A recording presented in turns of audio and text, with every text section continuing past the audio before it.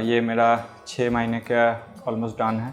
आज 3rd PRP almost लेना है। तो पहले तो ये सर्व एरिया में तो मेरा हेयर का ट्रांसप्लांट हुआ है फ्रंट एरिया में।